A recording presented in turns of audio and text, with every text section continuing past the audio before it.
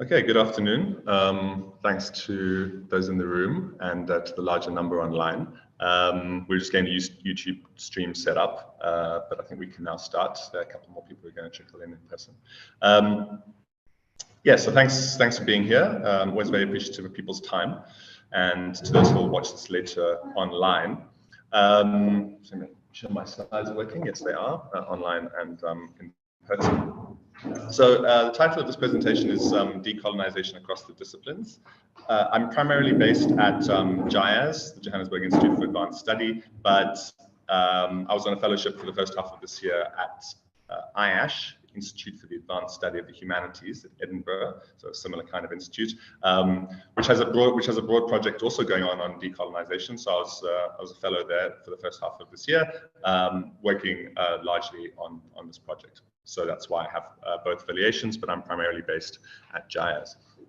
And this is a variant of a presentation that I've given a few times elsewhere, so it keeps improving a little bit. I'm hoping to finish up the paper quite soon, but there's still time for comments and suggestions, so I would very much welcome those, either during the Q&A or afterwards. I should say that the session is officially at 2 hours. I'm kind of aiming for about 75 minutes, just because I know that 2 hours is a long time for people, but I'm happy to stay as long as necessary for questions, either online or in person, questions and discussion. So it's got quite a few preliminary remarks before I get into the actual core of what I want to talk about. And let me start off by recognizing the broad scope of the issue of decolonising universities. So I particularly like Sabelo and Ndlovu-Gacheni's work. He's also got a strong link to JIAS. I haven't had the good fortune of meeting him yet, but I really enjoy his work, and I find it, well, for those who haven't delved much into the decolonisation literature, I think his 2018 book is a really great place to start. And one of the things that Sabelo and Ndlovu-Gacheni does is he frames the issue partly as thinking about what the ideal future university should be. So if we think about decolonising universities, and he says that the university of the future should be multilingual. It should have ecologies of knowledge that enable convivial scholarship, which I think is a term he takes from Nyamjo. And it should be one that is socially responsive and banishes epistemicides, linguicides, culturecides, racism, sexism, patriarchy, tribalism, xenophobia, and classism, so as to become a home of everyone. I like this quote because, first of all, it captures the broad scope of the project, but I think it also gives a picture of decolonisation which is different to what some people think, and especially to some people who maybe have unfavourable views or hostile to the idea. So I think it's quite an admirable framing and ambition. But I'm not going to, the work I'm going to present today is not in any way going to do justice to this broad objective. And so in terms of preliminary remarks, what I have to do is also recognize the degree to which I'm going to narrow down the scope quite a lot. So, I mean, a little bit in terms of context, when I think about this and sort of the resurgence of work on decolonisation, because it's not as if decolonisation is a new thing, but there has been a resurgence of work on it in recent times. I tend to think of it, partly coming from the South African context, as being stimulated by Rhodes Must Fall. It was interesting to be overseas in the UK and to come across quite a number of people who actually thought of it as being stimulated by Black Lives Matter, which I think of as a rather different, as stimulating a rather different set of conversations, not mutually exclusive. So that was interesting for me, and a useful perspective. But as you'll see, my thinking has partly been, or largely been, stimulated by Rhodes Must Fall, to the extent that it's based on recent events. Another issue that's come up, and again, this was sort of relevant to doing some work in Edinburgh, was when and whether it's appropriate to talk about decolonisation versus de-imperialisation. So in South Africa, it maybe makes sense to be talking about decolonisation, but if you're talking to people in Edinburgh, perhaps you should be talking about de-imperialisation, because after all, you're in the global north, and maybe you're more involved in some of the practices and imposing those practices on the global south than others might be. So there are these interesting nuances. There's another set of questions about to what end. And people who regard themselves more as activists tend to sometimes be less sympathetic to what they see as abstract intellectual work, and I understand why. And in particular, sometimes there's the argument that intellectual work comes at the cost of really engaging with the difficult and important practical matters, whether it's land redistribution, institutional change, and so forth. I'm very sympathetic to the view that one should be accompanying intellectual work with practical and institutional work. But again, that's outside the scope of what I'm going to be talking about today. I have been involved in some institutional work, and it's certainly been interesting. Then there's the issue of positionality. I'm just, I included here to sort of note it. My general feeling, I have a lot of thoughts on issues of positionality.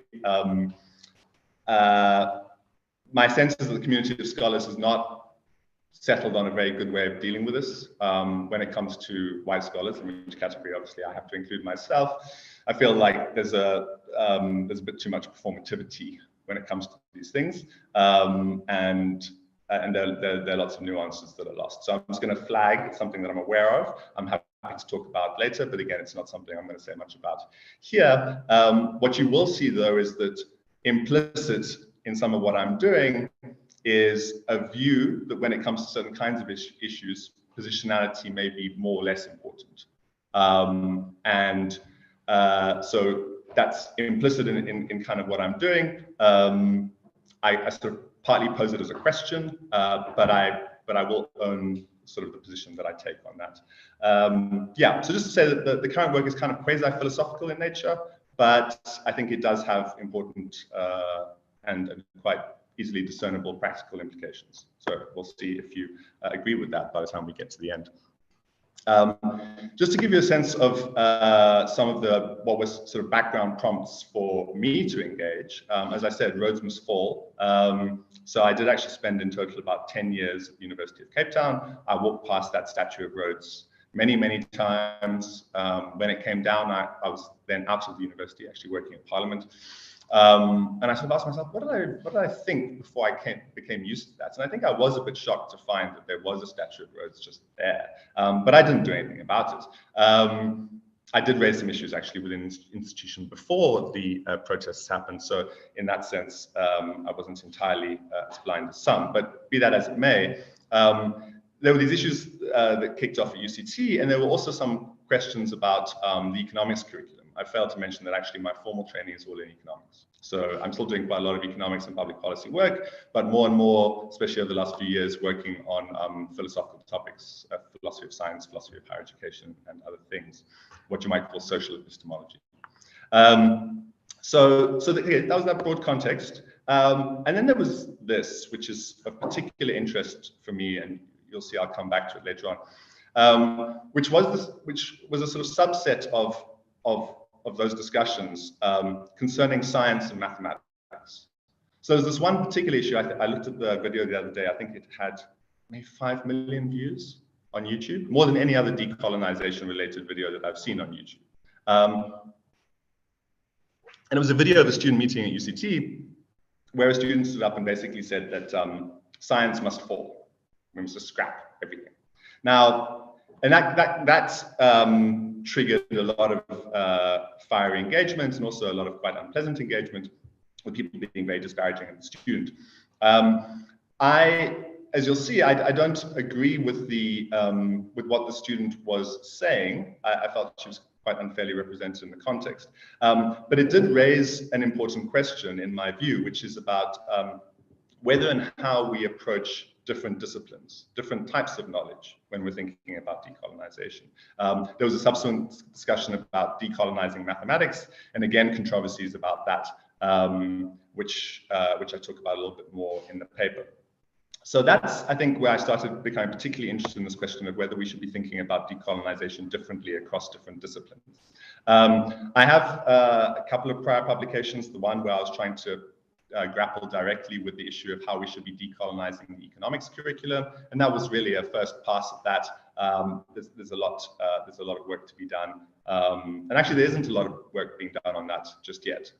There's a lot of talk, but not a lot that's actually being done. And then I have a book which, as I say, is sort of in this philosophy of science realm, and there are parallels in the work I'm presenting today, where I have one chapter that's on decolonization. Issues of doing work from the periphery, epistemic hierarchies, and so forth. So yeah, some of the things I'm talking about today also find expression elsewhere. So after those preliminary remarks, let me get a bit closer to what I really want to talk about today. So as I've already said, the potential scope of decolonization, whether you're thinking of decolonization in the broadest societal sense, is very broad. It's also broad even if you're just thinking about the university. It concerns everything from geopolitical power to individual notions of self, the structure and dynamics of social institutions, the uses of notions like gender, a lot more attention being paid to that recently, and many, many layers and nuances, including of the conflictual views on that, and many other things. Within that, one important theme is that of epistemic decolonization. And Decolonisation says, partly as a provocation also, I don't think he means this literally, but seek ye first epistemic freedom.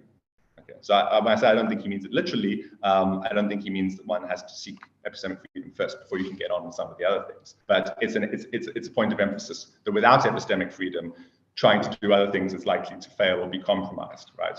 And I'm sympathetic to that view as well. So if you accept that view, whether phrased as such or not, within that aspect of seeking epistemic freedom, we're thinking about decolonization of knowledge.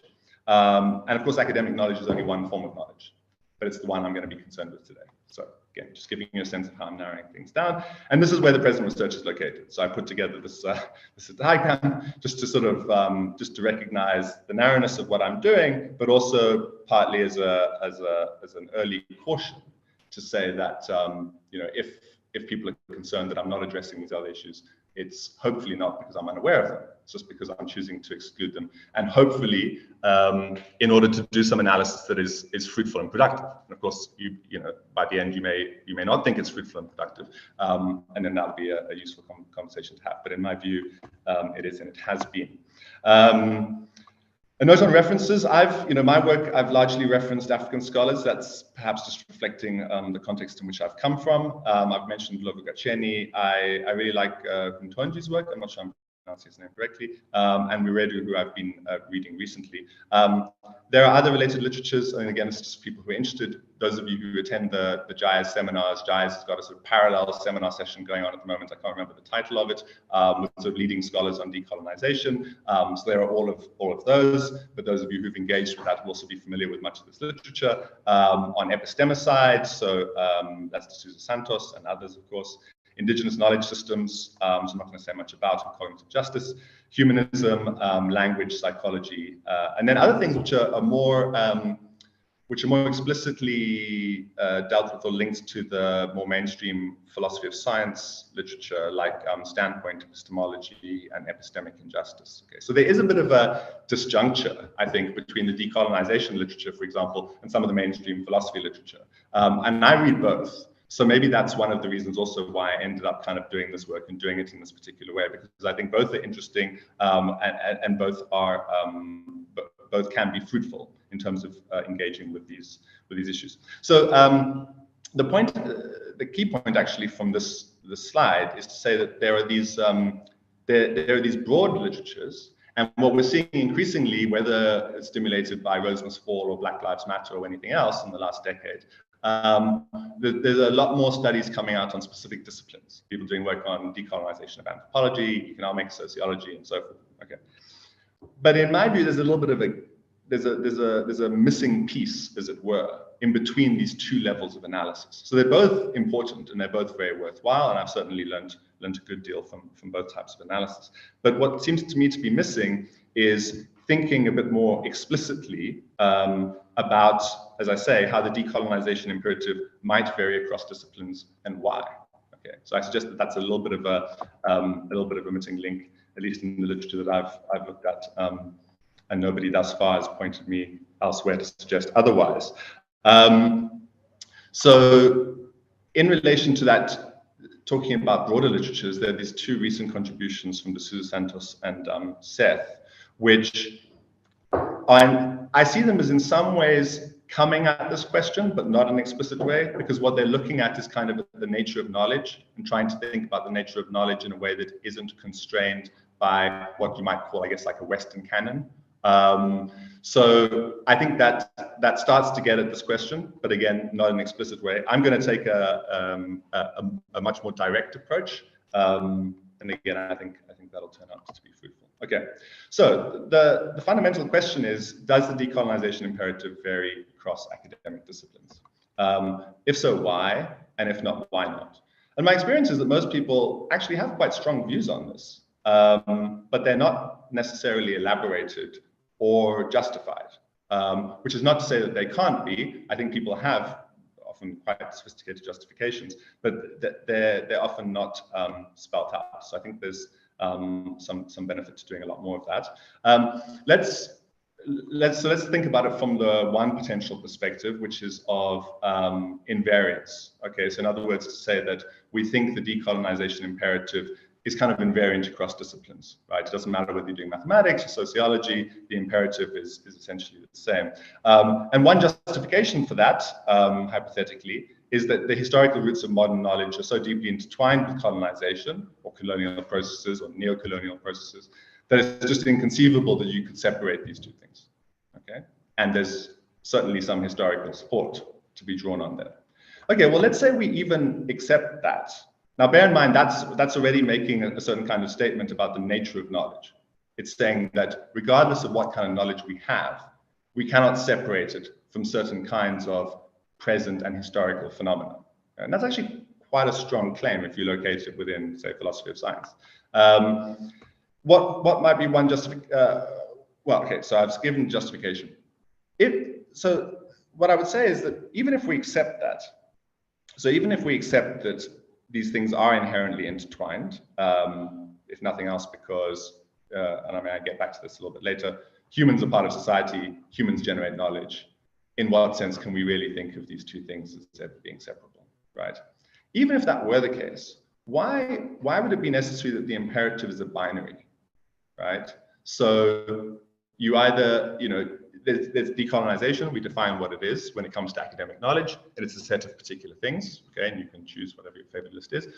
And then we say, okay, well, all knowledge is somewhat, I'm going to use this term and then come back to some concerns about it later, tainted by these colonial dynamics. But why would it be the case that it's of equal strength, right? So why could it not be the case that, okay, so everything's somewhat tainted by these historical associations, but the degree to which that matters for whatever the objectives are of these particular disciplines or areas of study could be different, right? So why does the decolonization imperative have to be binary in nature?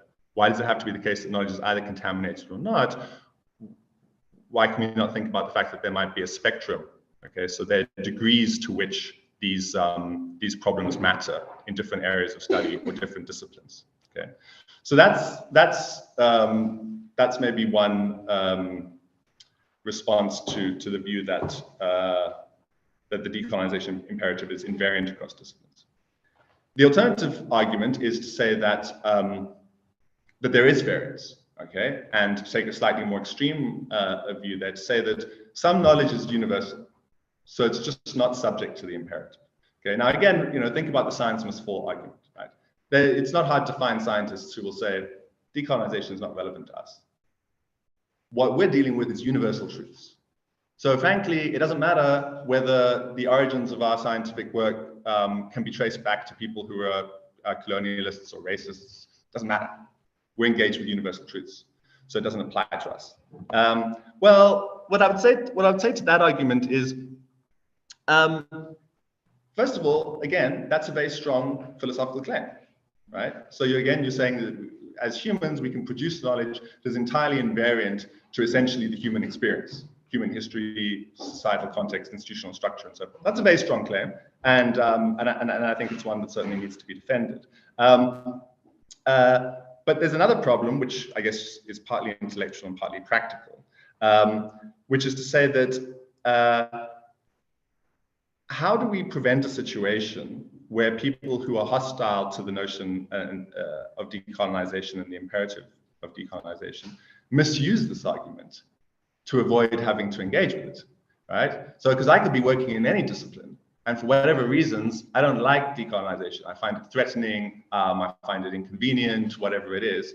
And I say, well, in my area, the particular discipline that I work in, this doesn't matter because the knowledge we develop is universal. Okay, well, who's to test that, right? And if you don't have anybody who can test that, then it's a useful tool, right? A disingenuous tool which anybody can use, right? To say, well, decolonization doesn't apply in my area, right? So whichever way you cut it, whichever perspective you engage with, I think there's good reason to believe that there are things that need to be justified and there are unexplored nuances that we should engage with. Okay. So I guess this is not unusual in a scholarly context. You'll have to forgive all the asides, but another preemptive note. Okay, so I'm talking about disciplines. The title of the seminar refers to disciplines, and that has generated some concerns from past presentations, which have been useful. I'm not going to run through the names of people who've raised this, but participants in Edinburgh. I'm grateful to them for that. So one of the concerns was that classification of inquiry into disciplines is fundamentally like a Western or colonial project. So by talking about disciplines, have I not already worked in some of these exact same problems that I'm purporting to address, right? Have I not already set up a particular conclusion? Okay, so that's one. Another one, which is somewhat related, is that classification of disciplines necessarily implies some kind of epistemic hierarchy. Okay, so in particular, and this, Michael Barani at Edinburgh is a historian of mathematics, was saying to me, well, you know, if you look at Comte, for example, okay, so he had this notion that you got this epistemic, you can trace back a lot of classification structures of disciplines to his work, and he had this notion of a kind of hierarchy. So mathematics precedes astronomy, which precedes physics, which precedes chemistry, biology, and sociology. This was the early 19th century and sort of not long before the scramble for Africa, so-called scramble for Africa, right? So very much around an important time for colonialism. Am I not at risk also of endorsing this kind of thing? Okay, so these comments are useful because the answer is no, this is not what I have in mind at all. So first of all, I would say that I'm not endorsing any kind of hierarchy, and that's fairly easy to commit to. So I'm not, in what I'm going to say just now, and again, you might see why some of these concerns emerge. What I'm going to say just now, for example, is not in any way implying something like mathematics is intellectually, socially, or otherwise superior to a discipline like anthropology. Right? I mean, first of all, I don't know what it would mean to say that, right? To make that kind of claim. But I'm not saying that. If people prefer, we could talk about areas of inquiry, right? So I mean, that's certainly actually how I tend to think about these kind of philosophical issues. I think there are particular areas of inquiry into the world. This might be the natural world, the social world, or otherwise. But we do tend to, in practice, associate those with particular disciplines. Okay, and so I would say also the disciplines do exist as a social construct. They structure a lot of the intellectual work we do. They structure our higher education institutions across countries, across contexts, global south, global north. So disciplines do exist, and a lot of the decolonization discussion does happen within disciplines. So as I said, we start with this higher level discussion, sort of quasi-philosophical, and then what we're seeing is the attempt to figure out the implications of that within particular disciplines, right? So, so that would be what I would say. In terms of, and so here I'll just commit to a position. There's certainly maybe aspects of the disciplinary classification that may be the result of thinking that happened during the colonial era and might have some taint from that. But my view is that thinking about particular areas of inquiry is a valid thing to do, and thinking about the differences between those is valid. So I do think there are important differences between mathematics and anthropology, or the kind of inquiry that mathematicians do and the kind of inquiry that anthropologists do, and I would be willing to defend that position. Okay. So with that precautionary caveat about the use of the terminology of disciplines, let me get into now the core of essentially what I want to propose. And again, this is not intended to be definitive or prescriptive. I'm proposing a structure which partly reflects how I think, but which, as I've said earlier, I think is intellectually productive. You can decide whether you agree or not. So what I suggest is trying to approach this question of does the decolonization imperative vary across disciplines? And if it does, why? And if it doesn't, why not? By thinking about 4 dimensions that might matter, okay, for that question. The first is the ontological, the second is the epistemological, the third is the historical, and the fourth is the prescriptive. These are the ones that I've come up with. I'm certainly open to suggestions if these 4 fail to capture something important. So what do I mean by ontological? By this, what I mean is the extent to which the units of study of a particular discipline or area of analysis are about society itself or are materially affected by society. So an easy distinction here is between disciplines that study, say, people and disciplines that study atoms. Okay, I take the view that atoms, and this is not uncontroversial if you read enough philosophy of science, take the view that atoms are not social constructs, right? So they may not be, the fact that we call them atoms is certainly a social construction. Okay, what we choose to name them, how we choose to measure them, how we observe them, how we fit them into our understanding of the world, one can say that's all a social construction. But essentially, I'm taking the position that I do believe in the existence of entities that are independent of human beings, right? So there are these, and as a result, there are some kinds of truths out there. Okay. Whereas when you're talking about people, it's hard to think about what might be the corresponding what might be the corresponding units of analysis or truths that are somehow society independent. Okay, I'm unable to wrap my head around that. As I say, even claiming that things like atoms are independent of human existence is controversial. So that's kind of what I'm getting at with ontology, with the ontological side. Okay.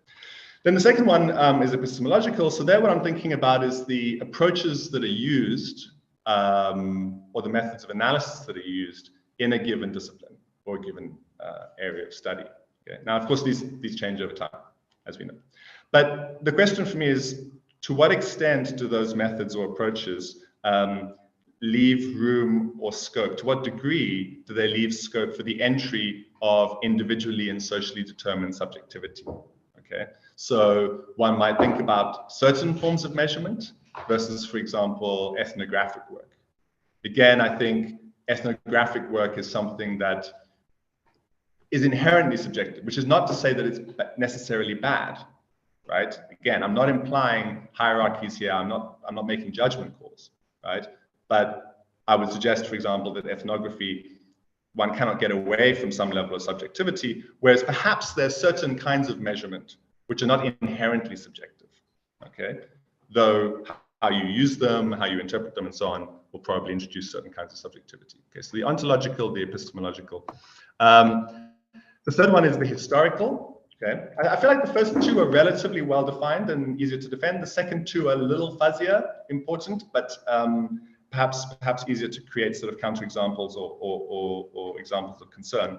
So the third one I call historical. And what I mean by that is the degree of influence or import that past analysis in a discipline has for its content in the present. Okay, one can think about canons. If you're thinking about, from a philosophy of science literature, think about Thomas Kuhn's work, think about paradigms. Okay, so where practitioners within a given discipline think within a particular framework, which determines everything, really. It determines what even they consider to be legitimate problems, what they consider to be legitimate solutions to those problems, methods, and so forth. Okay, and in particular, I guess what I'm thinking about some kind of path dependence here. Now, again, remember the question I'm sort of posing is, to what extent do these things vary across disciplines, right? So, for example, in physics, might it be possible that physics is less path dependent than anthropology? Because one could, for example, hypothetically, one could make a kind of empirical discovery in physics, which would be verified and which would, say, by the community of physicists, agree to hold, okay, this empirical observation, which would refute existing theories that may have existed for 70 years, a century perhaps. And in that case, the community of physicists would simply have to accept that these things have been refuted. I'm not sure that one can have the same thing in anthropology or sociology. So where essentially the knowledge that we have is inherently dependent on the knowledge that we've had in the past. We've constructed notions of how humans exist in the world, how certain communities operate, how they interrelate, and so forth. Can we imagine an empirical observation where an anthropologist goes into a particular community and says, no, I've now observed this particular phenomenon, and just refutes all prior work? Well, I mean, I think there are some instances of people trying to do that, but I'm not sure it's as intellectually defensible as it might be in physics. Okay, so this is kind of what I'm trying to get at. Another example is medicine, for instance, which I talk about a little bit in the paper. But this matters because if you think about what I was referring to earlier, so the classification of disciplines, this is a higher level question, and its proximity to colonial dynamics, right? So again, if you think that our knowledge in the present in a given discipline is highly history dependent, then the extent to which that knowledge can originally be traced back to areas of colonialism or neocolonialism matters. Whereas if you think it's history independent, then it doesn't necessarily do so. Okay, so again, you might think about physics, right? Newton.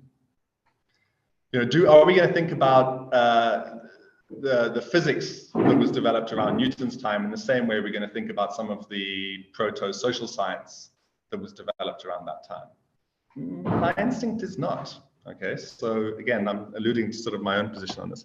And the final dimension, which I think is maybe a little the hardest to explain and perhaps the shakiest, is the prescriptive. Okay, and this links to the issue of the imperative. Okay, so actually, what I'm suggesting is that within the decolonization imperative, there are intellectual components, but there are also practical real-world components. And so the strength of the imperative is affected by the degree to which discipline has implications for the real world. Okay, and the degree to which the discipline has implications for the real world depends partly on its prescriptive content.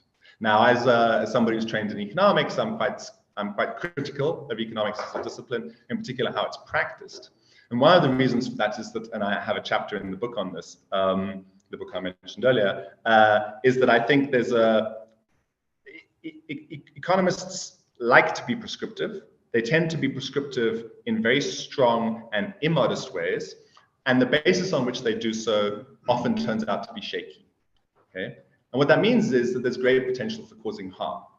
Now, if you think about something like string theory, for instance, which, by the way, some philosophers of science have actually suggested could be classified as a pseudoscience. It's an interesting line of argument, and there are good reasons for suggesting that. Essentially because, as things stand, string theory is not empirically testable, right? And if you take a Popperian type view of what constitutes science and pseudoscience, then actually you could call string theory pseudoscientific. That's another issue which I'm very interested in. So string theory is essentially. What was your gasp? One at my ignorance? No. My gasp was as a non-physicist to have to try and explain string theory. Yeah, I mean, essentially, it's a theoretical attempt at a theory of everything, but it posits, as I understand it, what you might think of as almost like parallel universes. It's not quite right. They're these strings that pervade through the universe, and there's more than one of them. Right. So the problem is that the nature of the theory, which is highly sophisticated and apparently has generated some very interesting mathematical insights, isn't empirically testable. So in that case, it doesn't satisfy a Popperian definition of science. But I'm not going to try and say more than that about it, sure. But if you take string theory as an example, string theory doesn't really have prescriptive content. I don't think. So it doesn't tell us anything about what we should be doing in the world at any given point in time. At most, it tries to change our way of understanding the world that we live in, but not in a way that could necessarily affect anything that we do. Okay. Economics is, as I say, a contrary example. So what I would suggest there is that on this particular dimension, the more prescriptive content that a discipline has, the greater the imperative. Okay. To the extent, of course, that it's implicated on any of the other dimensions, right? So if you think that a particular discipline somehow on the ontological, the epistemological, and the historical dimensions isn't implicated in the sort of taint of colonialism or the broader concerns of decolonization, then the fact that it has prescriptive content is not in and of itself a problem. Okay, so there's that kind of dependence on these other things. Just to say, one of the other scholars I was talking to in Edinburgh, Egamoni Ganguly Mitra, raised who does bioethics amongst other things and some work on decolonization, raised a little bit of concern about my use of this notion of taint, right? Because what she pointed out was that in sort of colonial times and in colonial thinking, there was this tendency to use that kind of thing as sort of like uncleanness for knowledge that that people wanted to classify as being undesirable. Okay, so I want to recognize that, but my kind of response is to say, well, I'm sort of using it in the inverse way here. So I'm kind of what I'm talking about is the taint of these concerns of the decolonization literature, so the colonial practices, racism, and so forth. And I'm using it as a sort of shorthand for gesturing at the degree to which knowledge in a particular area is affected by those things. So that's what I'm referring to when I'm referring to taint. And I would say that in some ways, I think it's quite nice to invert that use, but maybe some people feel like we should just scrap it. Okay, so one of the things I did after the first time I presented these two charts, which to some degree summarize what I'm trying to do, and also very much reflect my own way of thinking, and perhaps the influence of economics as much as I'm critical of it as a discipline, is add this hazard sign, okay? Because I need to caution that there's certain types of things also that I'm not saying here that haven't even been covered by the previous caveats. So first of all, this is a two-dimensional space. So what I'm saying is, okay, I had 4 dimensions. I can't visually represent 4 dimensions. I did meet a physicist in Edinburgh who promised to show me how to do it with a napkin over dinner, but then he didn't. So unfortunately, I'm none the wiser, and I'm still at this point working in 2-dimensional spaces. So what I thought is, okay, let me try and represent this graphically to give you a sense really of what I have in mind. So partly this is just illustrative, okay, but I do hold views that are broadly represented by the location of disciplines on these 2-dimensional graphs. So I'm not completely holding off from a commitment here, but I just want to give you a sense of how strong it is. So for example, where I locate these disciplines on this particular 2-dimensional space, I'm not literally saying that we can quantify this in any way at all. So what matters here is relative positioning. Okay. So what do we have? On the y-axis, we've got, so that's the vertical one. We have epistemological relevance. And on the x-axis, the horizontal one, we have ontological relevance. Okay. So let's take a particular example. So if you look at economics, so what I suggest here is that, so the self-image that economists have, they certainly agree that ontologically what they're concerned with is human behavior, human beings, human institutions, and so forth. So I think most economists would accept that on the ontological dimension, the relevance of decolonization concerns might be quite substantial. But on the epistemological dimension, most economists think they're doing science. And they think they're doing science in a kind of actually very crude, natural science kind of way. Okay? People talk about physics envy, economists hate that. Even philosophers of economics, who tend to be, I think, too sympathetic to economists, are also critical of it. My reading of the literature is it's about right. Actually, if you go back and look into late 19th century economics, early 20th century, very much drawing on physics, very much trying to imitate physics. But physics moved on, and physics is also concerned with other areas of society.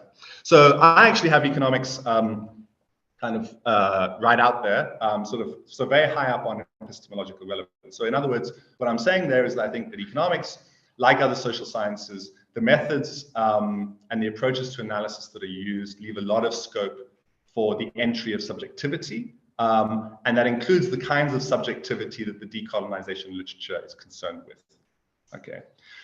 On the other hand, I suggest that mathematics and physics are quite close to the origin. So let's take mathematics. And again, I'm willing to commit to this view, and it was very interesting. It's been very interesting to have some engagement with some people who I guess have more of a mathematics background than I do, but have more radical views about the social embeddedness, shall we say, of mathematical knowledge. Okay, but I'm willing to stand by this view, which is that to a much greater degree, mathematics is not implicated on either of these dimensions. Okay, whether it's not at all implicated, so I have zeros there, I put a question mark. Whether it's not at all implicated, I wouldn't want to make that claim. Okay, but certainly to a much lesser degree than the social sciences. Okay, well, what does that mean for our earlier discussion? Essentially, what I'm saying in this two-dimensional space is the decolonization imperative is very strong for the social sciences. I also have things like literary studies and visual arts, which again are inherently subjective. It's not a judgment, it's a descriptive statement. And therefore, necessarily, I think, very easily subject to influence by these negative factors historically and in the present, and therefore subject to concern and focus of the decolonization imperative. Whereas I think, say, mathematics, much less so on these dimensions. Sorry, what do you mean by origin? Yes, sorry. So by origin, what I mean is kind of the point at which both of these measured dimensions or variables are kind of zero. Okay. What is zero? That's a great question. And it's I think it took people. It was, as I understand it, it was a very important moment in the history of mathematics when somebody finally answered that question and then answered it. In this particular context, what zero would be is to say that essentially mathematics, so if mathematics were at the origin, that let's take the ontological ones, the horizontal axis, it would mean that what I'd be saying by putting mathematics at the origin is that its units of analysis are such that there is no room for the entry of individual or societal subjectivity, and therefore no room for the entry of the kinds of things the decolonization literature is concerned with. And if it's at the origin on the epistemological dimension, then I'm saying that's in relation to the methods and the approaches to analysis used. So that's what it's saying. And yeah, I can see you're skeptical.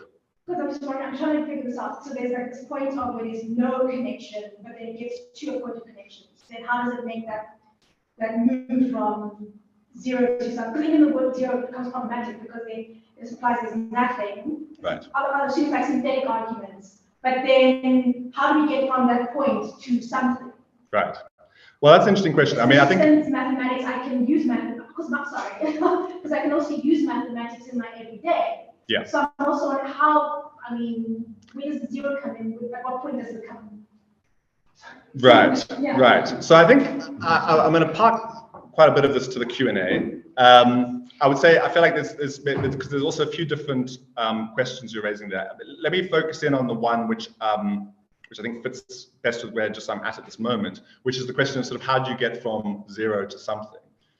I mean, ultimately, what's going on underneath this is a kind of philosophical, metaphysical position, right, on what the nature of knowledge is in relation to the world. Okay, so there's fairly deep assumptions underlying these kinds of things. But what I would say is that I think already by doing this, what we're doing is we're actually getting greater recognition of what those are, right? So when people take a position that, oh no, of course mathematics needs to be decolonized like anthropology, well, one is making quite strong assumptions there, metaphysical assumptions, actually. So yeah, so that's kind of what's going on. You're absolutely right. And we can get back to it in the Q&A. But I don't want to, so that's kind of what's going on in here. So this is two of the dimensions, right? I'm not going to discuss all of the disciplines that I've scattered around. Here's the second set of dimensions, like third and fourth. So this is the history dependence and the prescriptive content. Okay, so history dependence on the vertical axis and prescriptive content on the horizontal axis. So here, for example, let's take medicine. Okay, so medicine, I think we can agree, has very clear prescriptive content.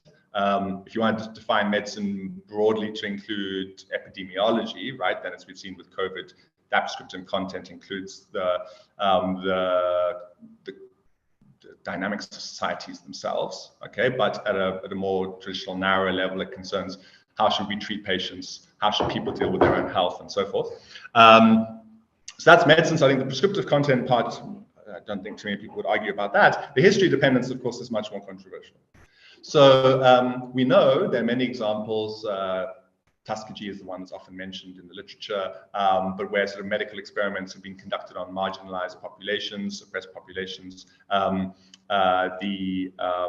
the Nazi experiments on Jewish people and so forth. So we know that medicine has been deeply implicated in some of the worst and nastiest aspects of colonization and various forms of, I don't know, racial and ethnic superiority. But at the same time, there's a sense in which the discipline is not tied to the knowledge from those eras in a way that inherently allows entry of those kinds of problems. Okay, so one could run a medical trial in the modern day on a particular type of medicine and come to a finding that the population of medical scholars would agree is robust and correct, and it may not have no relation to that earlier work. Moreover, and I mean, this is something that has been the concern of a larger part of the ethics literature, which is to say that even knowledge which has been derived in deeply unethical and unpleasant ways can to some degree stand on its own. And there's questions as to how one can deal with that ethically, but there's actually less of an argument as to whether that knowledge does stand or not. So I would suggest medicine is actually a kind of discipline that is not, it's somewhat history dependent for sure, and maybe more so than certain areas of physics, but not to the same extent as something like anthropology or development studies. So you'll see that, for example, where I position anthropology, I suggest it's probably much more history dependent than medicine, but potentially has significantly less prescriptive content. Okay. So again, just to remind you of what the purpose of this is, well, again, what I'm broadly saying here is that the disciplines that are further out in this graphical representation, the decolonization imperative is stronger for those disciplines. Okay. Now, one of the things I haven't said so far is actually, what do I mean by strength? Okay, and actually, I don't really get into it in the slides, but let's take, for example, the case of mathematics. So with mathematics, I think some of the more persuasive examples around decolonization have related to representation of historical figures, how the curriculum is taught. We should certainly be thinking about who, what is the population of mathematicians? What is their demographic composition and why, right? These kinds of things are all important in terms of how mathematical knowledge is located, how it's used, how it's transmitted within the university as an institution. But none of that necessarily relates to the inherent nature of mathematical knowledge itself. So one will not find many people, though one will find some, who suggest that decolonizing mathematics requires actually scrapping or rethinking mathematical proofs. Okay, so there, right, whereas when it comes to anthropology, when it comes to economics, when it comes to any social science, there are relatively strong views, and I think well supported, that decolonizing those disciplines means substantially revising the knowledge that exists, questioning and potentially completely revising some of that knowledge. Okay, so if one's trying to get a sense of what I mean by the strength of the imperative, that's sort of what I'm getting at. Okay, so one of the things that was, and I think I should wrap up soon because I'm hitting about 50 minutes. One of the things that was quite gratifying when I was in Edinburgh was that serendipitously I ended up having quite a few conversations with physicists as it happened. And physics and mathematics do kind of play an important role in my diagrams because they play the role of illustrating what it might mean to have something close to the origin, to have a kind of discipline that isn't deeply implicated across these various dimensions. So it was great to be able to talk to physicists, and as it happened, a presentation took place not long after I arrived by Professor Wilson Poon in the School of Physics and Astronomy there, and the title of his seminar was Decolonizing Thermodynamics. And I won't go into all the details. I hope at some point that'll appear in a paper or online. But as that final line says, he basically, so the second law of thermodynamics has one could say it almost emerged from the development of the steam engine, perfecting the manner in which the steam engine operated. And the steam engine was very important in colonialism. So he basically, based on an examination of the historical evidence, he says, well, the second law was deeply implicated in empire building and the triangular trade. But he doesn't suggest that we should scrap the second law of thermodynamics, that we should get rid of it or rethink it. What he says is maybe we should think about, well, first of all, contextualizing that when it's taught in the physics curriculum. But second of all, maybe even think about other ways of teaching that curriculum. There are other ways, besides thinking about steam engines, to think about the second law of thermodynamics. And so he goes into that detail, and that's his area of technical expertise. I'm not going to try and elaborate on that. And he also talks about, he's got some examples there of people like James Watt, who both, for example, by having somebody who was effectively a slave to work for him, but also by benefiting from the funds, I think, from his family who were involved in colonial practices. So he was funding his work from these sorts of practices. So when you look at the individuals, again, it's very clear that they're implicated. And this is very important in terms of teaching the history and incorporating it into the curriculum. But from my point of view, what was great was also that he proposed, based on the work he's done, where he would put classical thermodynamics within these graphical representations. And in both cases, he put it a little bit further out than I would have.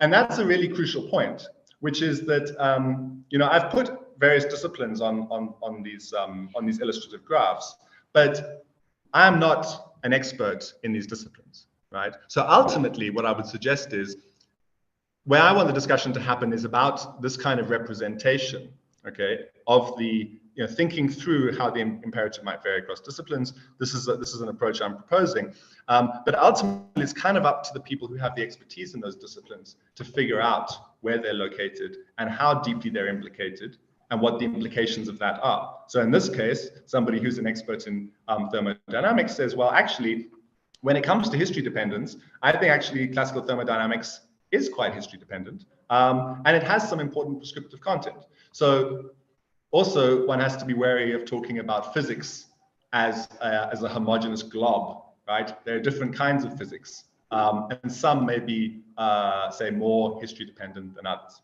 Okay, so just some closing remarks.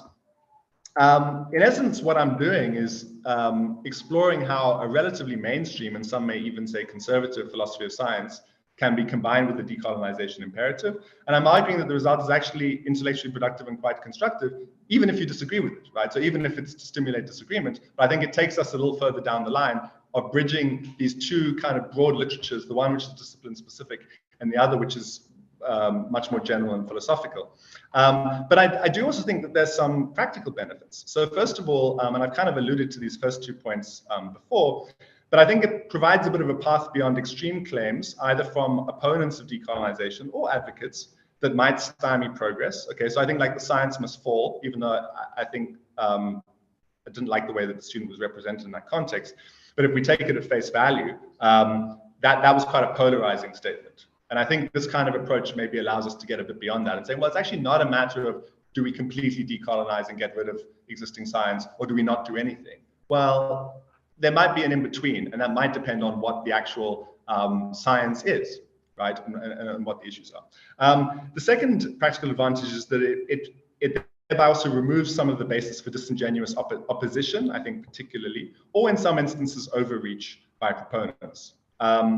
But finally, I think it provides a structure for understanding how and why the imperative varies across disciplines. And in doing so, provides a basis for thinking through how the approaches we take to decolonization might differ in nature and scope across different disciplines and across different areas. So that's my case. Thank you very much for listening.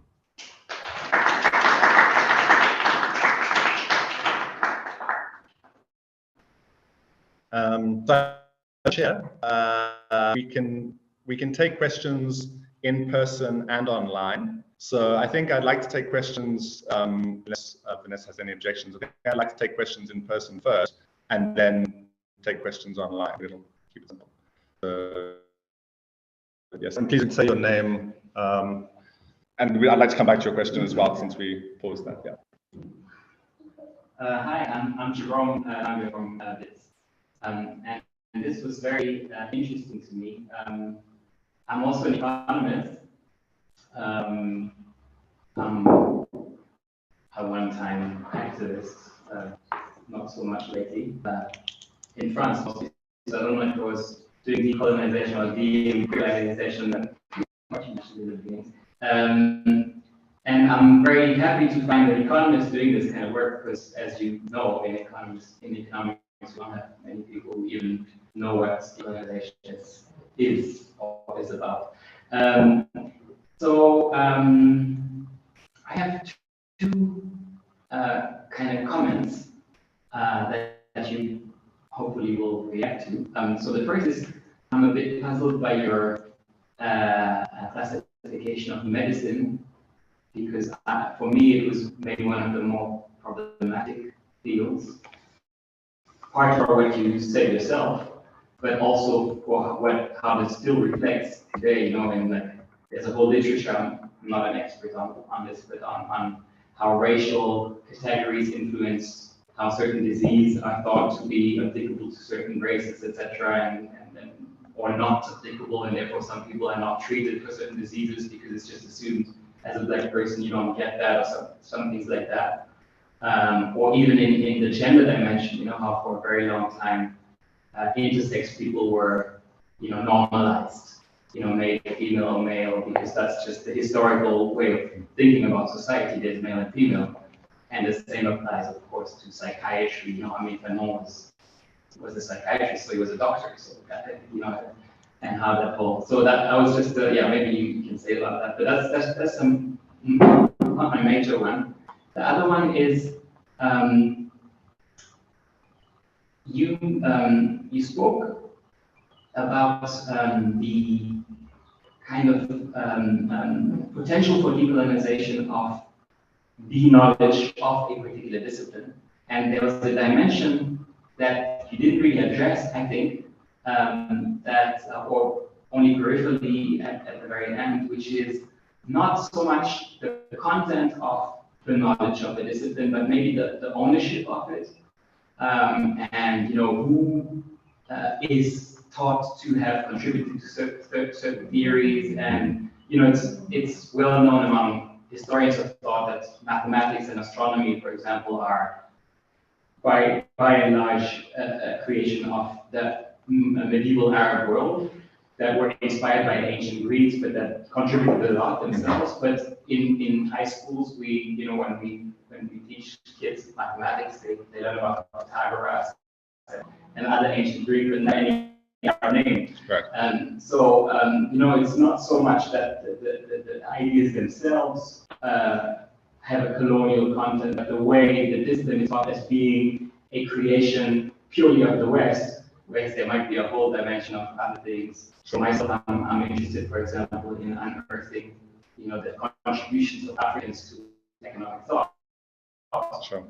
which no one knows anything about because it's just not taught or addressed. So that was my two comments. Okay, great, thanks. Let me respond to those, and I'll come to your question. So on the issue of medicine, so where did I locate it saying this?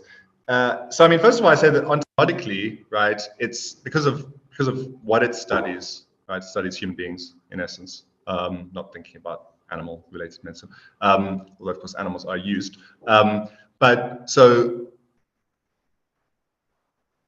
I mean, medicine's very much, and I think in the next slide again, degree history dependence, but I can't make an argument that perhaps the history dependence is not as strong as some people might think. So it is very much, it is very much implicated, right? But it's not maybe as much as some. And so there I am reflecting a broader commitment, which I partly elaborate in the book, and I need to elaborate in more work, which is sort of a position actually on the nature of knowledge in certain kinds of areas of inquiry. And I do think that, so I have a particular way of thinking about this in the book, and I don't want to completely refer you to that. But the way I think about it is the stability of truths over time versus the period of time over which it takes human beings to establish a truth. Okay, and so physics truths are very stable over time. And so actually, even if it takes us quite a bit of time as human beings to establish those truths, we've got essentially an infinite amount, almost infinite amount of time, almost, right? So physics, we've actually got a good chance of doing something that looks like what people think science is, right? So establishing some kind of universal truth. When it comes to something like anthropology, social sciences, things are literally changing under our feet, and we are part of the change, right? So I'm very skeptical of the idea of establishing universal truths in those kinds of domains. Now, where does medicine fit? Well, if we think about human biology, I would say it's actually quite stable. It's certainly not as stable as the composition of atomic particles, but it's more stable than, for example, the dynamics of institutions. Okay, so partly what's implicit here, what you're picking up on, is this commitment to the idea that in medicine we can establish some kinds of pretty stable, stereotypically scientific truths, which places some kind of limit on the degree to which medicine can be implicated, if it implements its methods and so on appropriately. Of course, if you have a bunch of bigots who are running the medical profession, then they could just find ways to ignore the very scientific results that are implied by their methods.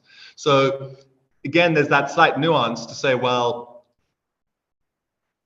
there is a degree to which this is inherently a little abstract. So there's kind of the possible versus the actual. Okay. Yeah. So that's as much as I'm going to say on that. On the issue of ownership, right? So I think I put this position in the book. So hopefully I'm not committing to it verbally before I commit to it in writing. I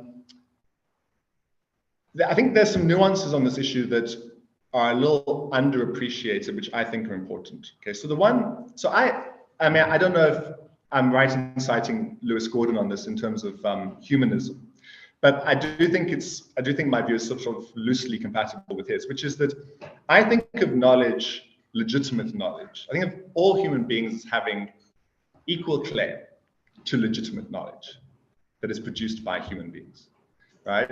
So that matters because, for example, you're interested in finding the contributions of Africans to economics. Okay, let's say that there are such contributions.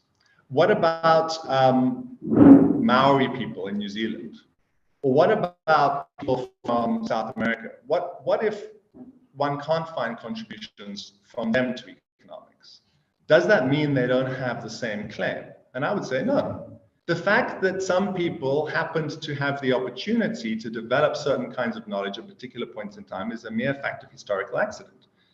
And by historical accident, I mean various kinds of privilege. I mean the fact that those people ended up being, the colonialists and extracting wealth from other people and then being able to use that wealth to develop their theory of the steam engine and thermodynamics, right? Sorry? So not an accident. Well, I mean, in a metaphysical sense, I think it could be an accident. But what I essentially mean to say, but the key emphasis of the accident part. So look, I mean, so where that concern might come in is to say, well, maybe there was a sense in which white people were always going to be the colonialists and the guilty parties, the oppressors, right? I don't know if I want to get involved with that, but that's where you might take issue with the idea of accident. But when I'm talking about accident, what I'm saying is the fact that, let's say, the Greeks were particularly involved in the development of mathematics, albeit that important work had been done in what we now call China, in the Middle East, and so forth before then, right? But one can't sort of deny that Eratosthenes came up with a particular theory of prime numbers and so forth. The Greeks were particularly involved in this kind of thing. Well, you can deny it because we don't know. After how many centuries, we don't even know if the person existed.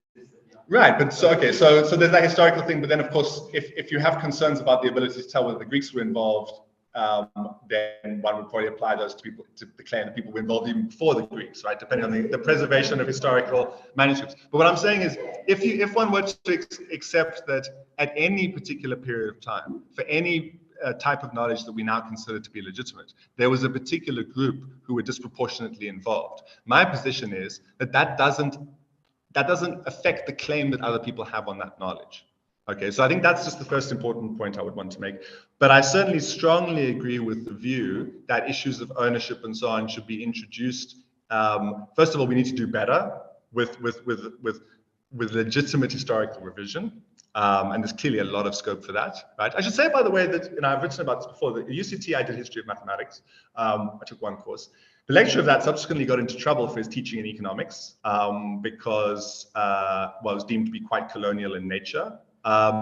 But I should say, when he taught history of mathematics, he was pretty good in reflecting what are at least the established contributions of people before the Greeks, right? So this issue of the discovery of zero, definitely not the Greeks who did that, right? So again, there's room for incorporating that. But what I would say is, because the focus of this presentation work is on knowledge, I'm not actually getting into the question of how do we frame the curriculum, how do we think about historical content and so forth. So I think that's something that needs to happen across all the disciplines, right? But it doesn't bear on this more narrow question of the nature of knowledge. That's what I would say. If you could remind me of your question, maybe I think you've got some more. And your name, please. Tracy, University of South Africa, I'm studying roads.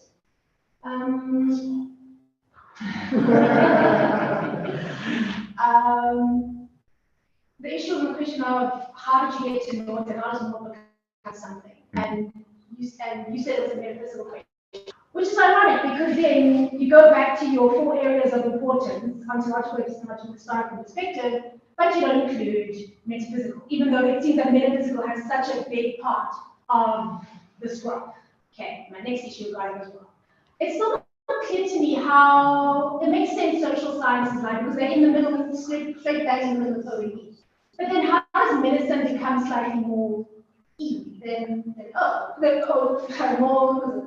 More O than E. Yeah. Because for me, you also mentioned this, how medicine involves epistemological questions as well. There's issues, and you just said so, issues of how it's been used to explore.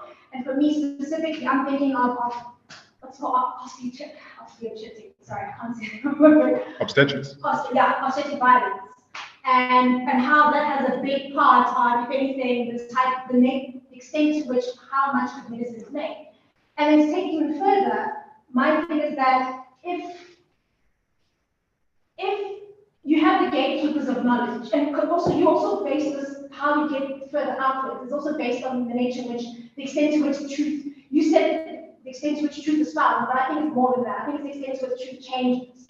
That is how you get further up into those axes. And the thing is that if you have institutions that control which papers get published, then and it seems that, especially since physics, science, and all that side, those fun side disciplines, it has such a long, strong history within academia. It makes sense that actually no, those gatekeepers have been well more established. In fact, those gatekeepers they themselves stop new knowledges from coming in. And so if that is the case, then technically there's no, like, this graph, it becomes even more both E and O to that extent, because it shows how fundamentally society and politics are involved in that. And if we lived in this ideal society, going back to Sabelo's argument, what would this ideal society be? Wouldn't the ideal society be that actually medicine would be on par with literature and social sciences? And dare I say, if everyone, and I mean truth, everyone was involved, could we even say that mathematics and physics, somewhere down the line, 100 years from now, a genius could be born, and they find a way to show that actually mathematics and physics are even more, closer to social sciences and stuff. So my issue with this graph is that it makes sense for now, but I feel like you're not acknowledging truly prescriptive nature of how knowledge is, and that actually even this graph, you put the warning sign, but I dare say how this graph should end is you tearing it up. Right.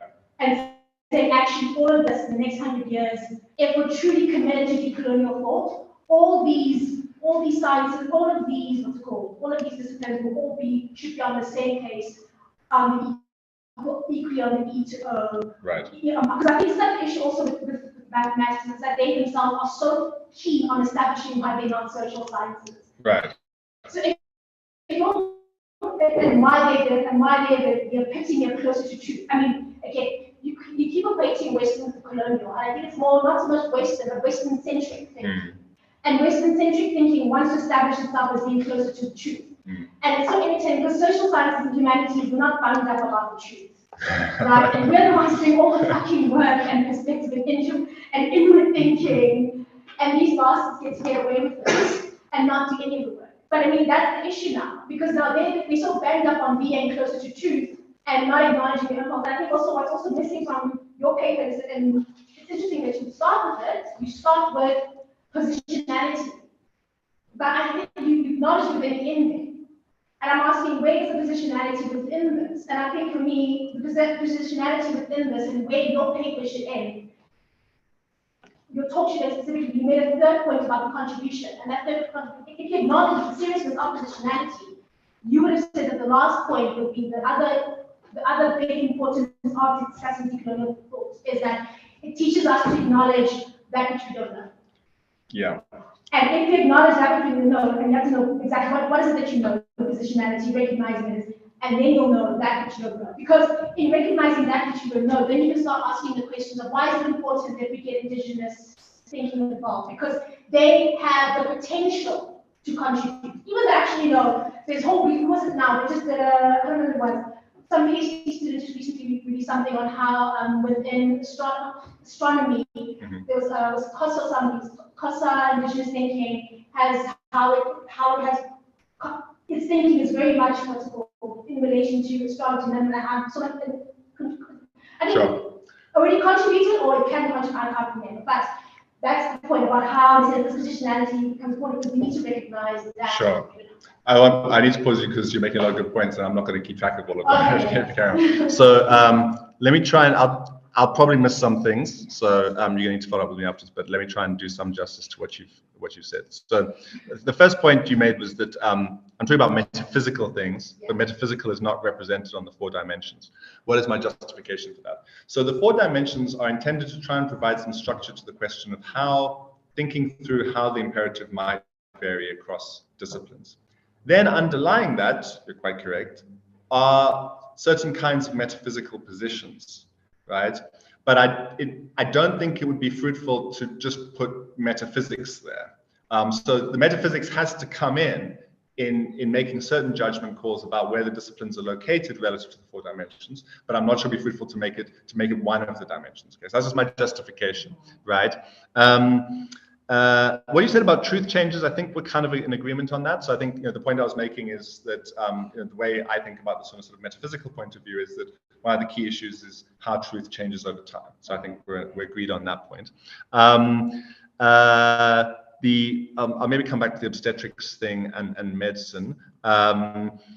You're talking about the positionality contributions. Okay, so first of all, I mean, on the one hand, you're saying that I should sort of conclude on the point of decolonization draws our attention to things that we don't know. But at the same time, you also said that I should tear up the graph, which implies that you think you know that this particular approach is is wrong or whatever it is. So, well, okay. So wait. No, right. So inherently, I mean, just the fact of choosing 4 dimensions is already limiting. Choosing it to represent it in this way is limiting. So it's not to say that it's going to be able to represent the full scope of even what we might want to ask within this very narrow question of how do we decolonize academic knowledge and is there variation in how we do that. But it provides some structure which is fruitful. Okay, so to the extent that there are issues you feel that can't be addressed within that, great. Let's talk about what those are. The question is, does it undermine whatever value is added by those, right? So that's what I would say. You made another very interesting point, which I'm just the ideal societies. Okay, so I think this is really important. So, and it comes back to the metaphysical thing, because what you said was, well, if we have an ideal society, shouldn't essentially all of these, as I understood it, shouldn't all of these disciplines kind of converge on the same point, the same locus within these things? And I think the answer is no, for metaphysical reasons. Okay, so because again, this also comes back to the point you made about mathematics, is that to the extent you think that something approximating a universal truth can be found in certain areas of inquiry and not others, then that is inherently going to prevent the convergence on a particular point of all these different types of inquiry. Okay, so that's the first thing. So there'll be more convergence than there maybe is in this representation, but there's not going to be complete convergence. Then there was the point you made about mathematics and Western-centric knowledge. This is another sort of area of nuance. Again, I kind of talk about it to the extent that I have space in the book chapter that I referenced earlier. But basically, I'm also a little bit uncomfortable with the way that certain things are represented as Western-centric. So that's this book chapter, the second publication there. and it has been important in the kind of science must fall discussion, you know, getting rid of certain kinds of science and mathematics, because there's this notion. I don't think that's the goal of science must fall. I think you're misinterpreting the imperative of fees must fall. Oh, well, there's fees must fall and there's science must fall, right? But I mean, yeah. I mean, No. Okay, so even, continue. yeah. Okay, no, I'm happy to get back to that. But just, so even if we take science must fall at the crude face value interpretation, okay, and there are some people who believe that. I mean, there are some people who say you actually need to scrap what we currently think of science and you need to start from scratch. I've definitely engaged with such people. They do exist, right? So it is a point of view. What I wanted to say about that was that I don't accept, it comes back to the point I was making about humanism earlier. I just don't accept that certain types of knowledge are inherently Western. The fact that the Greeks may have developed certain kinds of proofs, again, okay, so there's some proofs the Greeks developed that other people have developed before them, okay. But I still have no doubt in my mind that there are truths that were developed by some Greek mathematicians that had not been truths within the context of mathematics, which is a very particularly narrow notion of truth, okay, that were developed by Greek mathematicians. Does that mean that non-Greeks have no claim on that? No. Does it mean that people outside of what we think of the West have no claim on that? No. So I think one also has to be very careful in terms of what one calls Western knowledge, right? And it comes back to this question of to what degree certain kinds of knowledge implicated or not. I'm much more sympathetic to that view when it comes to something like anthropology. You know, how does one disentangle intellectual frameworks in anthropology from the people who develop them? I think that's a much harder question. But when it comes to a mathematical proof, I find it more plausible. So, but that's a position, right? And one can disagree with it. Okay. So that's my attempt to do some justice to your questions, and I'm very glad to have that disagreement. I just want to give people online an opportunity to ask questions, then we can come back to it. I think there's 2 hands. Yeah. Okay, well, I can toggle. So I can take, so the first hand was Nadima, if you want to go ahead. Hi. I think we'll people in the room, like, yeah. Hi. Can I go Ahead. Hi, thanks. I'm Nadima. I work at a university in South Africa, and I was present during the fees must fall incidences that happened at my particular university and of course across the country. So I'm very disturbed by your presentation. I found it very interesting. I found it very thought-provoking, but I am disturbed. And I'm trying to locate the source of my disturbance. And so I'm just trying to, I don't know if I can articulate this very well. So I understand what you're saying. You're saying that if we separate knowledge and look at it in and of itself. Sorry, we're having a few problems with the audio. Oh, sorry, what happened?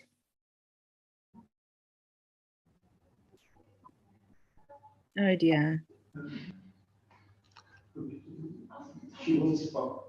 And type my question. No problem. Sorry. I'm just gonna. We're having some problems with you. Okay, so Vanessa's just asked you to type the question in the chat. Sorry about that. Okay, it seems people online are actually also struggling to hear you, so it might be on your side. So if you could type a question, I think it'll also give us a sense of whether, or where the problem is with the audio. Perhaps I could take Taban's question. Let me just try and unmute myself here. Okay, Taban, could you try asking your question? Hopefully we'll be able to hear you. If not, unfortunately, you'll also have to type it out in the chat. Not a problem. Hope everyone can hear me. Good so far. Oh, awesome. Very, very interesting discussion that you've got going here. I'd like to delve into the metaphysical, but I'd like to find out firstly, where would you place theology in this little rubric? And also, if I'd like to say that perhaps mathematics cannot be 0-0, because that presupposes the idea that it is truly objective and it doesn't have a historical location. To be truly objective, we'd have to somehow enter into some indeterminate space and somehow make sense of this indeterminate space without making reference to any other knowledge framework, and then extract this information in meaningful ways that can be used in the subjective world. So I believe perhaps mathematics shouldn't be placed at 0, and it can a comfortable one, because metaphysically, I don't think we could ever determine something that is truly objective.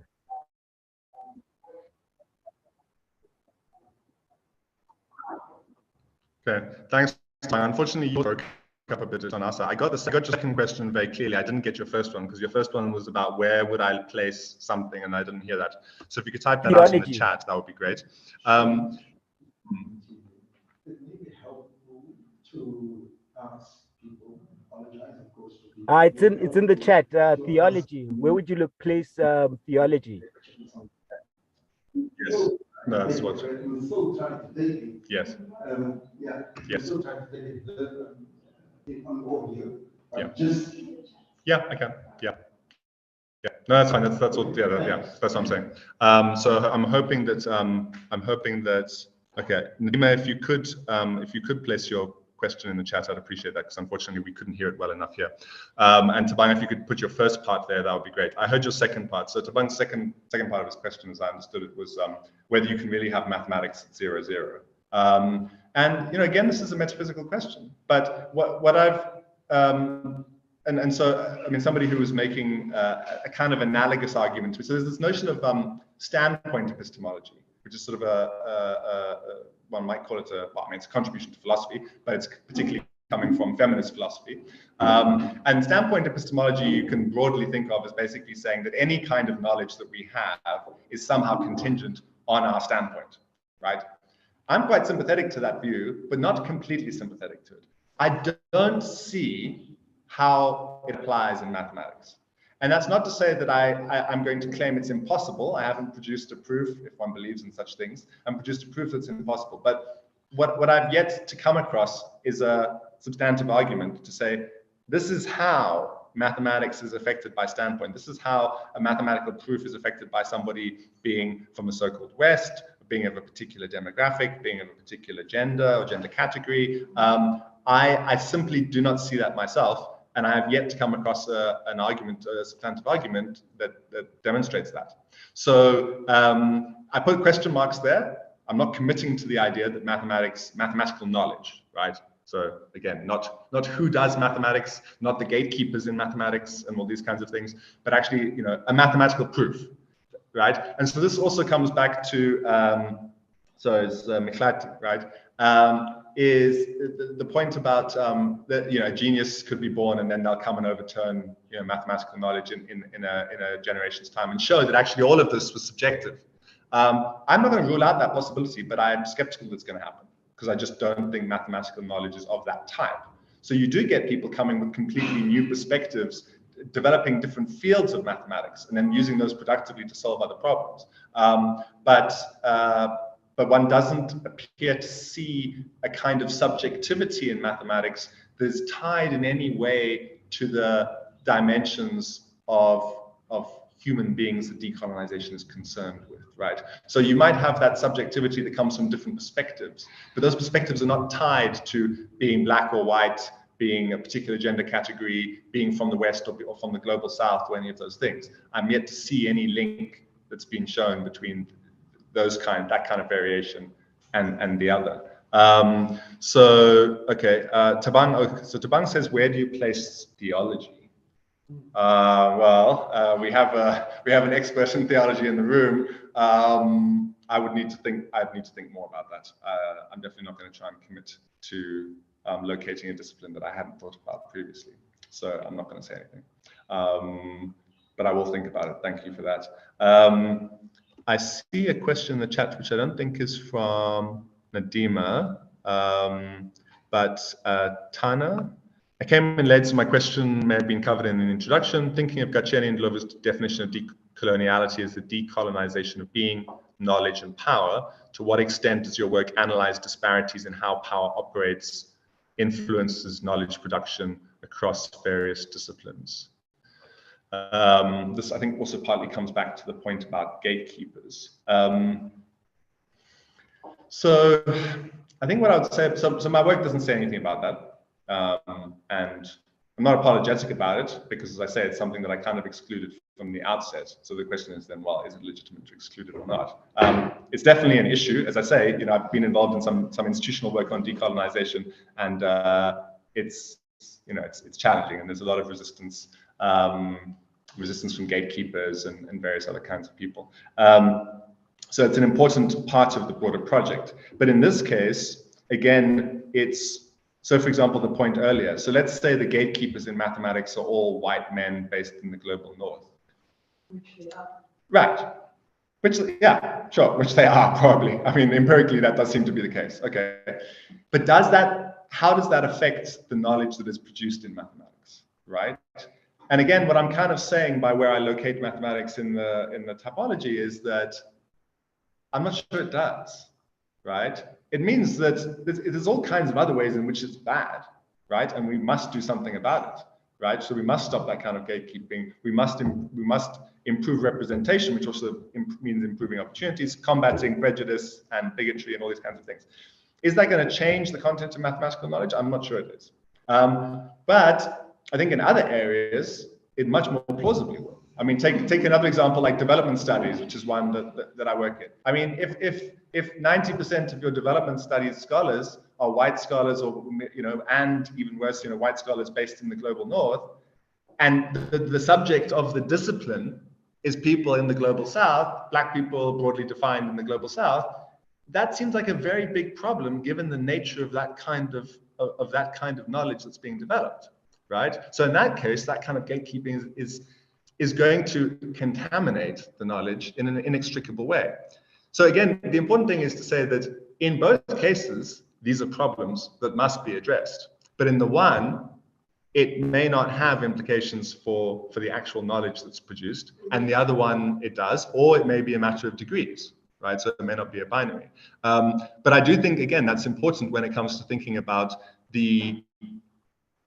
what I call the strength of the decolonization imperative, or if people are more comfortable with it, the way in which the implications of the decolonization imperative for different actions, right? So in the one case, there may be, certain kinds of anthropological work. It may just be that we do chuck that out. We just say that this is sort of a historical note, we make an index, and nobody builds on that. And I think that would probably be okay. But I don't think that there will be the case for doing that in mathematics and say we're just going to chuck out this category of proofs because they were produced by Greek mathematicians who we now think of as white, although whether they were thought of as white at the time is another matter, Yeah, so that's what I would say. Yes, and please. Oh, yes, sorry, yes. Before, I'm not sure how far we've gone down the chat. So we have another hand in the room. Yes. Okay. So Nadima has just written out a question which is quite long. So let me take that, and then we'll come into the room. Sorry, and I must get the order right. So Nadima says, I'm just going to read it out in full for the benefit of people in the room and anybody who can't read the chat. Thank you for your presentation. I found it interesting and thought-provoking, but disturbing. I understand you have narrowed the scope of your inquiry to the internal forces or dimensions of disciplines. The problem I have is the calls for decolonization, for the large part, came from people's lived experiences.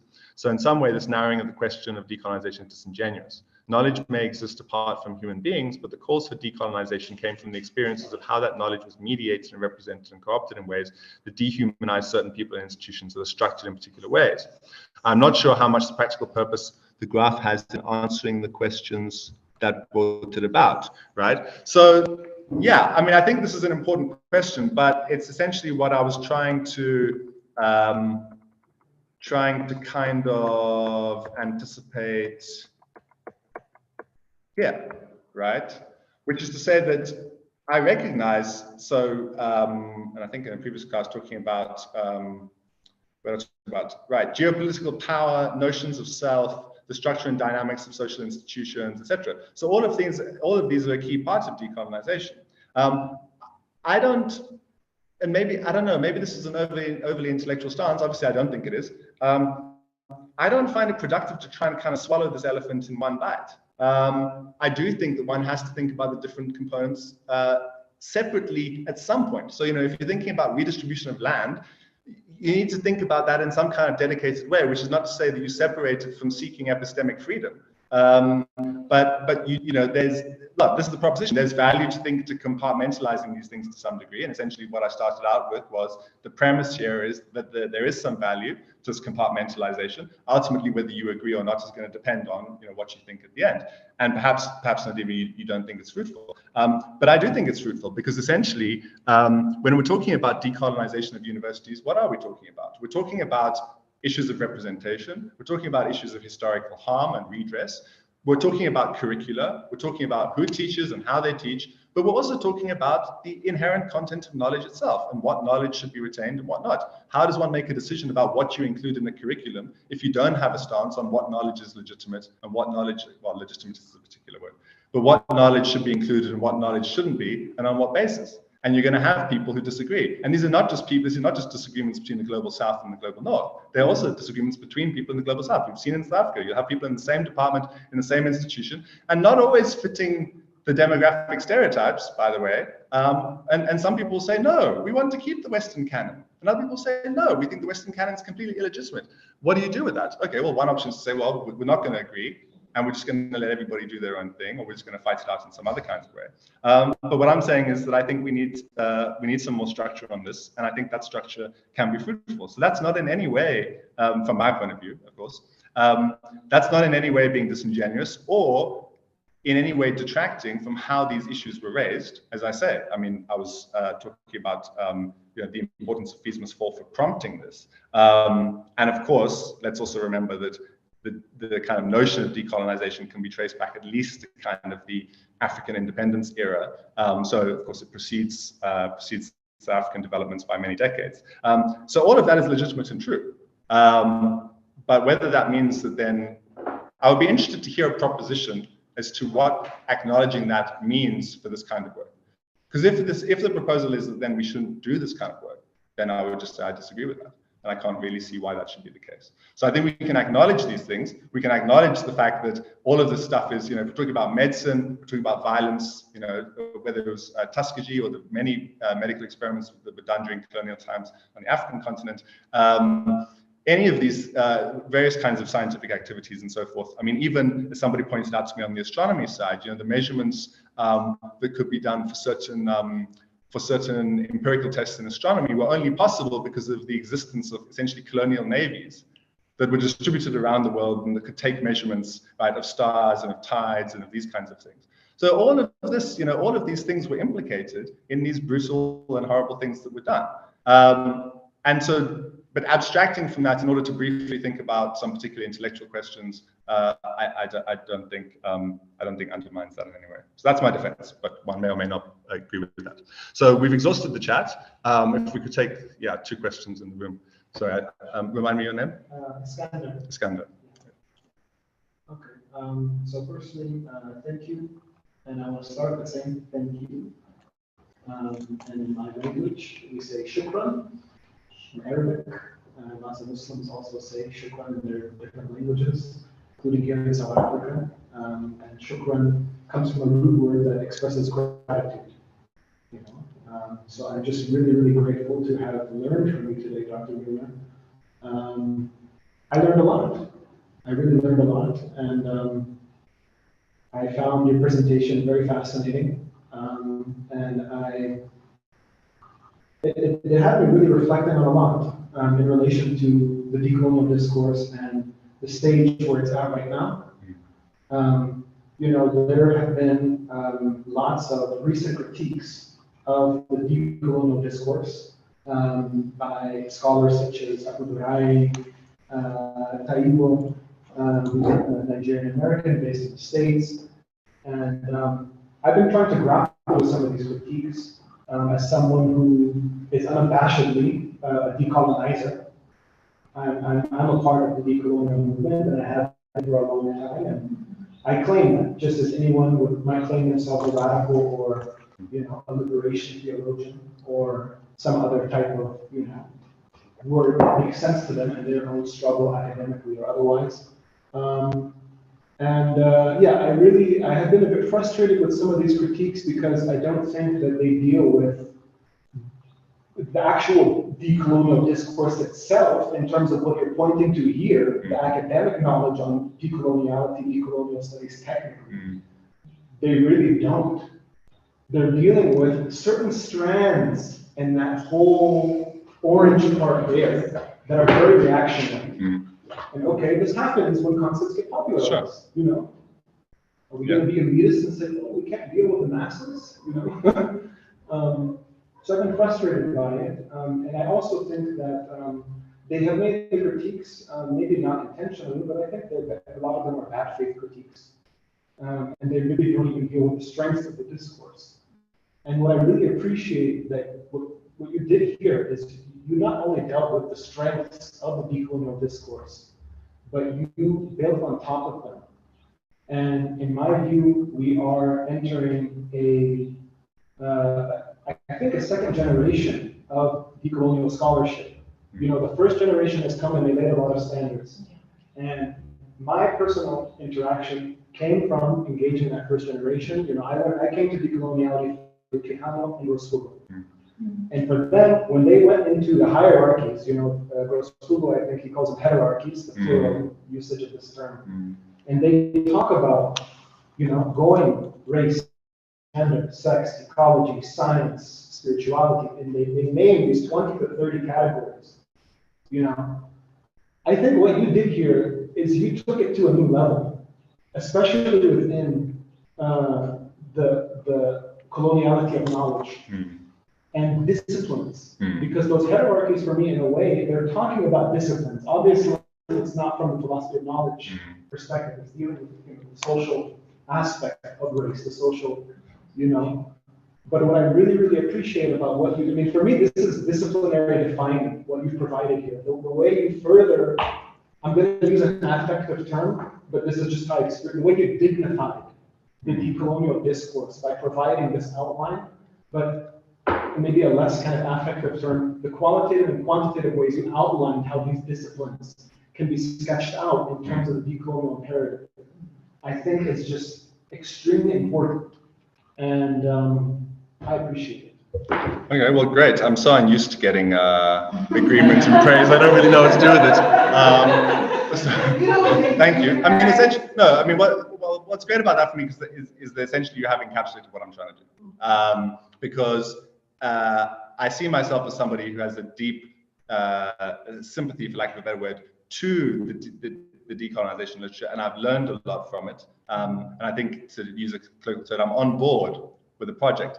But at the same time, I operate in intellectual areas where there's a lot of hostility to it, and where I can also see that some of that hostility is coming from places that are, shall we say, not entirely insincere, right? So, you know, physicists who just don't interact with this kind of literature at all. They don't have the training to, they don't have the background to, and then they see somebody saying science must fall, and they say, you know, decolonization is what it's about. Actually, no. I had very productive conversations with physicists in Edinburgh, and they were very interested in trying to understand what this was about and the degree to which they could address it, right? So I think it is intended to bridge various kinds of gaps. I should also say that I resisted the urge to say something about these critiques that have been emerging, because it is a subject for another time. But I agree with you that I think a lot of them rest on unfair and inaccurate representations of the decolonization literature. I also think some of them are bad faith. And I wonder about what the agendas are behind those, because there's been a very sudden and recent emergence of these kinds of critiques in the last year. And I think we've seen that even in some of them have popped up in some of the Jaya's seminars. So I share your view about those critiques. And again, I see this work, and again, I'm just glad that you see that. I see this work as undercutting those, because what they leverage is this notion, is some of these, as you say, more sort of what might be represented as more reactionary statements within the decolonization movement. And as you say, those are going to happen. They don't delegitimize the movement. They don't delegitimize the broader literature. And I think by taking seriously the imperative and thinking about how it connects to just a more traditional philosophy of science, in very valid ways, I think undercuts those misrepresentations, and I think it undercuts those bad faith critiques. So I'm glad there's at least one person who agrees with me. So thank you for that. Yeah. So, and your name? My name is MJ. MJ. And I live around here. I think I'd like to say that this reminds me of my philosophy classes. I was not happy in those classes at all. Sorry. Primarily because it's like, it's a very robust fight of ideas. Like, you live in the class, you can get there believing one thing, you can still be believing it, but like now you have pounds of ideas going around. So I appreciate the sort of questions that you should be raising in your work.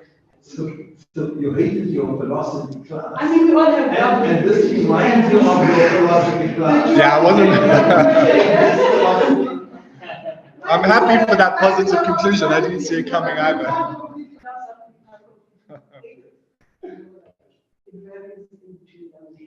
But I feel like you're going to get back to the negative side. Right, okay. You have really good sense. I was going to say, I think a part of what I started with and your quest for decoloniality, right, is your, I don't know if it's an insistence, but I'm gathering it's something you believe that there's some disciplines that have universal truths, right? And some disciplines have universal truths that kind of improve there, that are shaky, that can allow for more epistemological relevance, like you said, and ontological relevance, right? And for me, I'm a Jungian by discipline, like in philosophy, David Hume was the best person who lived. So, And a racist. I mean, who's not? Oh, okay. You know? This is also an issue I'll be happy to revisit later. Yes. But I was going to say, one of the important things that I've taken from his work is that knowledge is inductive reasoning. None of it can be proven like to a T, you know? So part of what I struggled then with your idea of universality is that if you believe that mathematics can be proven to a certain extent, right, of those universal truths, how universal are they?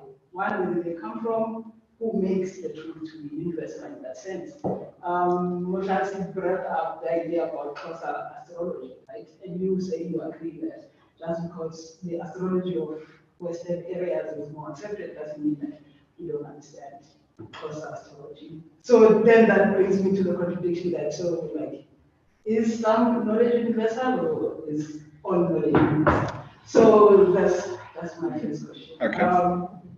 My second question is that when I looked at your graphs, you had said before that you tried to get someone to represent it in a 4-dimension. Well, he said he would, but he didn't. Yes, well, he didn't do it on the napkin. Yes, and I mean, I dealt with physics in high school, and I have very serious problems with multiple dimensions. Yes, yeah, me too. proportionality graphs. Like, yeah, they are, you know, and so, which also brings up the idea of how to decolonize seeing knowledge in those things. But what I want to ask, it's not what I'm saying. What I'm saying is, when I saw the graphs, right, particularly when you put medicine, I'm interested, I hope that person does it in 4 dimensions so that we see what medicine would look like in that 4-dimension graph, right? Because from your knowledge, but from your graphs, certain things would have different points, but there is one point where all 3 things would converge, and only one of them would be outside. Oh, this is medicine? Yes, no, mathematics, sorry. Oh, okay. Mathematics, everything converges, right, at one point, if it's going to be a 4-dimensional graph. But according to scientific, yeah. But like, for example, yes, medicine, you see where it is ontological and whatnot. Sure. Then on the other side, on the HP graph, there's a point where it needs anthropology, it needs development studies, it needs context and development studies. Yeah. So like, you know, it comes back again to the universality of truth for me. Sure. Those 3 conversion points, like, what does it mean for the idea of universality? So, yes. Okay. So let me take the first part. So interesting on Hume. I'd forgotten that Hume either was from Edinburgh, spent time in Edinburgh. So I was walking around Edinburgh and I'd like to visit graveyards, and I came across the tomb of Hume, which was a sort of which was an exciting event. Hume. Were you tempted to destroy the tombstone? I wasn't. I'm quite a. I don't know what it was in my upbringing, but in some respects, I'm sort of quite polite and conservative. I try to avoid destroying certain kinds of things. Maybe, but I don't know. I think in a lot of cultures, there's some kind of respect for the, avoiding desecration of the dead. But getting back to universal truths. I think you're right. So this insistence, you said insistence that some disciplines, so it's not, I'm happy, I don't mind using the term, but it isn't an insistence because I don't think one can establish these things, right? So one can't prove that there are universal truths in a particular discipline, right? So it's a position. It's a position that I'm kind of willing to defend. And it's, and again, it may not be quite the extreme version, so it may not be universal truths, but closer to universal truths, right? So like in the literature on scientific progress, people talk about, well, is science about finding truths, or is it kind of about approximating, right? So the people who tend to hold this view in the realist literature talk about truth approximation rather than actually landing on the point of truth, whatever that would mean. But what I'm committing to is the idea that some disciplines produce knowledge that is closer to what we might think of as universal truths, and other disciplines don't. And that is a position that definitely underlies this entire approach. And so if one doesn't accept that, if one takes like a very extreme form of standpoint epistemology that basically says, actually what one might call truths in mathematics or physics are no less standpoint independent than truths in anthropology or sociology, then this collapses, right? So in that sense, there's that strong metaphysical foundation. But I'm quite willing to defend this. And again, coming back to Iskander's point as well, is that if for example people who advocate decolonization, if they believe that advocacy is conditional on rejecting this, then what that means is that then they have nothing to say to the vast majority of scientists, because the vast majority of scientists do agree with this, right? Do agree with that underlying metaphysical assumption. So that's also something to be aware of. And I don't really know where one goes from there, right? Because, right, then you've got one group of people who are actually doing a lot of this work. And again, even if you're coming from a different background, different demographic, if you are doing particle physics, then you're doing particle physics as it is now. So the representation is not necessarily going to change that in the immediate term, certainly. So then what we have to accept is that the people who advocate decolonization, and then there are a lot of people in these disciplines who don't believe, who don't agree with the metaphysical assumption, and then we're done, right? And then maybe it becomes a power struggle. But I don't think that's necessary. I don't think a power struggle is necessary. I think we can bridge these two positions in a fruitful way. So that's my commitment. With medicine and the 4 dimensions, I'm going to need to think about that a lot more. And I think I need to, I'm not, from what you said, it doesn't make me inclined at this point to change my position on where I locate medicine, but certainly I feel like I need to think about it more. I need to provide a better justification than I've done thus far for why I've located it where it is. I kind of alluded to that earlier, that basically I think that some of the types of things that medicine studies, like if a particular part of the body is afflicted by a certain kind of disease, what chemical substance might help in combating that? I think that's the kind of thing that can be separated from these kinds of subjectivity that concern us, right? In the abstract, then the concern might be, well, so the concern might be, okay, but what about a disease like that afflicts certain types of people and not others? Does that change how it happens, right? Okay, yes, it may in practice. Is it inherent to the knowledge? Is it inherent to the methods? Probably not. So these are contentious issues. So I recognize that, and I think it's definitely something that I need to elaborate on more. Great, but we have to go on. Oh, great. Are you taking that role? So, my name is Farid. I'm from GS, and my apologies to you for not being the right activities. Thank you very, very much for your presentation. I enjoyed it, and I also enjoyed the many questions that were into my own head as I was seeing some of the gaps in what you were saying.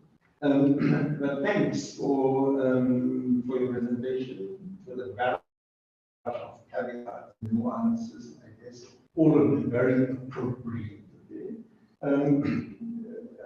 Slightly not things, but I also think that can very, very helpful, your nuances and your caveats. Very, very helpful. Also, given your own positionality. And if you're interested, I mean, in overcoming the hurdle of the hurdle of white male positionality. And this kind of thing is just absolutely necessary. If you think that you have a useful product that you want to sell.